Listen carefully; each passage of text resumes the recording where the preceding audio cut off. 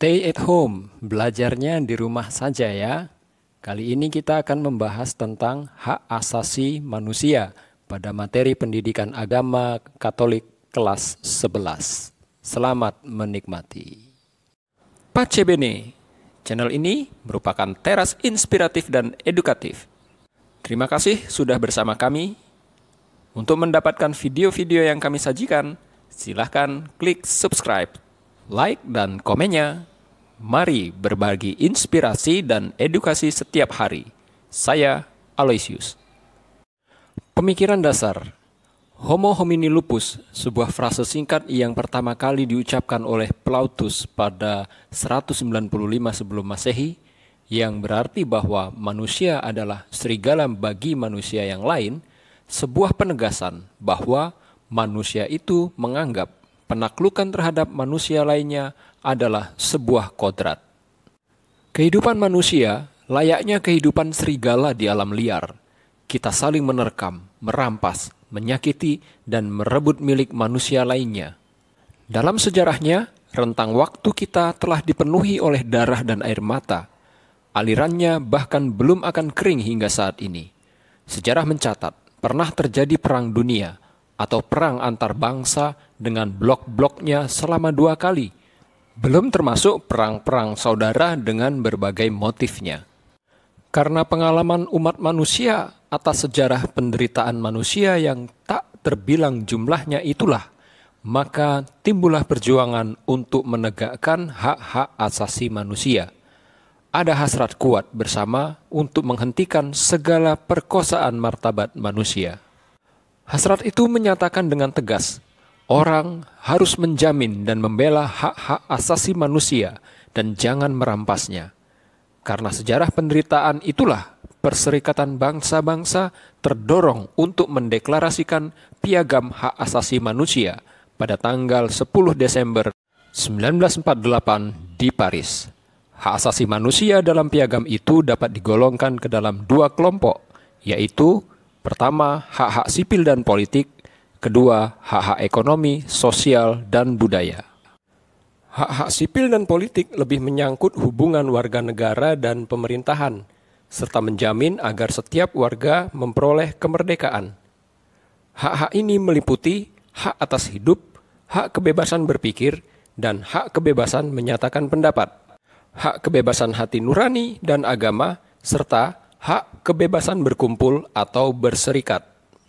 Hak atas kebebasan dan kemampuan dirinya, hak atas kesamaan di depan hukum, dan hak atas perlindungan hukum di hadapan pengadilan, dalam hal penangkapan, penggeledahan, penahanan, penganiayaan, dan sebagainya. Hak atas partisipasi dalam pemerintahan, berpolitik, dan lain-lain.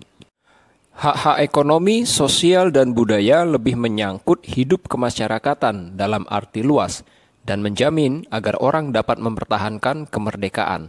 Hak-hak itu meliputi hak mendirikan keluarga serta hak atas kerja, hak atas pendidikan, hak atas tingkat kehidupan yang layak bagi dirinya sendiri dan keluarga, dan hak atas jaminan waktu sakit dan di hari tua. Ada pula hak atas lingkungan hidup yang sehat serta hak para bangsa atas perdamaian. Apa itu HAM? Hak asasi manusia, HAM, adalah hak-hak yang melekat dalam diri manusia, bukan karena diberikan kepadanya oleh masyarakat atau negara, melainkan berdasarkan martabatnya sebagai manusia. Hak-hak itu dimiliki manusia karena ia manusia. Sejak seseorang mulai berada dalam rahim ibunya, ia memiliki hak-hak asasi itu. Dalam paham hak asasi manusia, hak-hak itu tidak dapat dihilangkan. Oleh karena manusia tidak menerima hak itu dari negara, maka negara juga tidak dapat meniadakannya, walaupun negara tidak mengakuinya. Namun hak-hak itu tetap dimiliki manusia dan seharusnya diakui. Sifat-sifat HAM. Hak-hak asasi merupakan hak yang universal.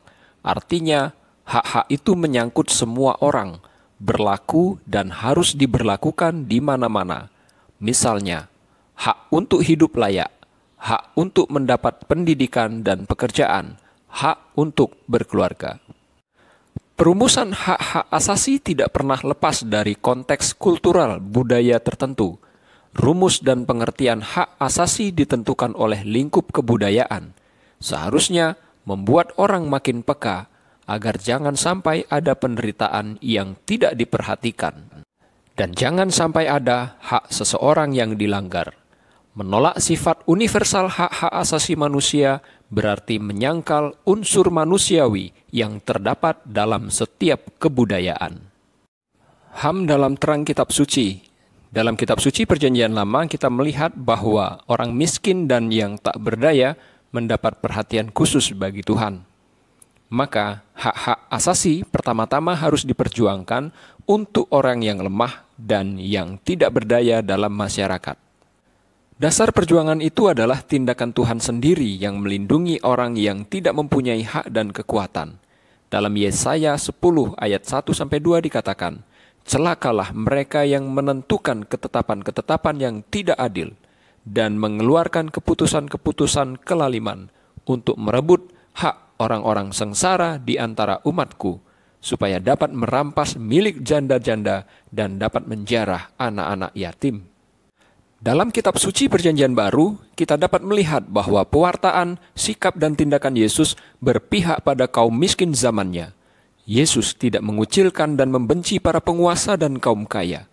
Namun, ia sering menyerang para penguasa agama dan politik yang memperberat hidup orang-orang kecil yang tidak berdaya. Yesus melihat bahwa keterpurukan orang-orang kecil disebabkan oleh kemunafikan dan keserakahan para pemimpin agama dan politik. Yesus mengajak orang-orang kecil untuk mengatasi kekurangan dan kemiskinan mereka dengan kerelaan untuk saling berbagi dan memberi. Mereka harus solider satu sama lain. Kekurangan dan kemiskinan yang diderita oleh sebagian besar rakyat disebabkan oleh keserakahan segelintir orang berkuasa dan kaya. Ajaran dan sikap Yesus ini dihayati oleh para pengikutnya, yaitu umat perdana yang hidup pada awal gereja. Yesus berani berdiri pada pihak yang kurang beruntung, pendosa, orang miskin, wanita, orang sakit dan tersingkir, baik orang Yahudi maupun bukan Yahudi. Dengan semangat kasih-Nya yang tanpa pamrih, Yesus rela membela mereka yang tidak mempunyai pembela. Ia berani menghadapi berbagai tantangan bagi mereka yang harus mendapatkan perlakuan yang wajar sebagai pribadi, baik wanita maupun lelaki. HAM dalam terang ajaran gereja. Pandangan gereja tentang hak asasi, yakni hak yang melekat pada diri manusia sebagai insan ciptaan Allah. Hak ini tidak diberikan kepada seseorang karena kedudukan, pangkat, atau situasi. Hak ini dimiliki orang sejak lahir, karena dia seorang manusia. Hak ini bersifat asasi bagi manusia, karena jika hak ini diambil, ia tidak dapat hidup sebagai manusia lagi. Oleh karena itu, hak asasi manusia merupakan tolok ukur dan pedoman yang tidak dapat diganggu-gugat dan harus ditempatkan di atas segala aturan hukum. Gereja mendesak diatasinya dan dihapuskannya setiap bentuk diskriminasi, entah yang bersifat sosial atau budaya, entah yang didasarkan pada jenis kelamin, warna kulit, suku, keadaan sosial, bahasa ataupun agama, karena berlawanan dengan maksud dan kehendak Allah. KWI dan hampir semua keuskupan membentuk lembaga yang antara lain memperjuangkan hak asasi manusia dari rakyat kecil itu, misalnya Komisi Keadilan dan Perdamaian, Migran dan Perantau, Komisi Hubungan Antara Agama dan Kepercayaan, Sekretariat Gender Pemberdayaan Perempuan. Lembaga-lembaga tersebut telah bekerja keras, antara lain mengadakan pendidikan dan pelatihan tentang HAM kepada para fasilitator dan masyarakat luas, supaya mereka mengetahui dan menyadari akan hak-haknya dan kemudian terlibat untuk turut memperjuangkan haknya. Mengadakan berbagai lembaga advokasi untuk membela hak-hak rakyat, memperluas jaringan kerjasama dengan pihak mana saja untuk memperjuangkan HAM.